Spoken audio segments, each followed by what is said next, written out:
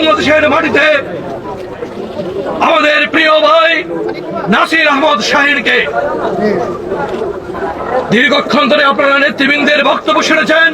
নাসির আহমদ শাহীন এখান থেকে তার প্রিয় মাতৃভূমিতে এসেছে, বাড়িতে যাবে, সেখানে মা বাবার কাছে যাবে, কবর জিয়ারত করবে, তার আত্মীয় স্বজনের, এবং বাংলাদেশে এসেছে। আমরা তাকে স্বাগত জানাচ্ছি। আপনারা জানেন এই ফ্যাসিস্ট সরকারের বিরুদ্ধে আন্দোলন করতে গিয়ে নাসির আহমদ শাহীন সহ ইংল্যান্ড সহ আমেরিকা সহ বিভিন্ন স্থানে যে সকল নেতৃবৃন্দ আন্দোলন করেছে তারা দীর্ঘদিন বাংলাদেশে আসতে পারে নাই। তাদের পরিবারকে হেনস্থা করা হয়েছে বিভিন্ন ভাবে। আজ মুক্ত বাংলাদেশে আমরা নাসির আহমদ শাহীনকে আমরা স্বাগত জানাচ্ছি। আমরা আশা করি এমনি করে বাংলাদেশের যে মুক্তি, সেই মুক্তি নাসির আহমদ শাহীন সহ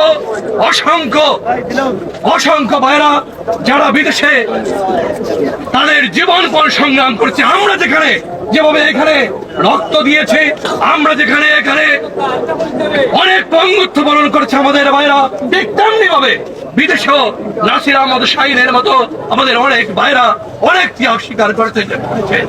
আমরা সবাইকে আজকে এই উপস্থিত হওয়ার জন্য ধন্যবাদ জানিয়ে এবং নাসির আহমদ শাহীনকে আবারও স্বাগত জানিয়ে আমার বক্তব্য শেষ করছি।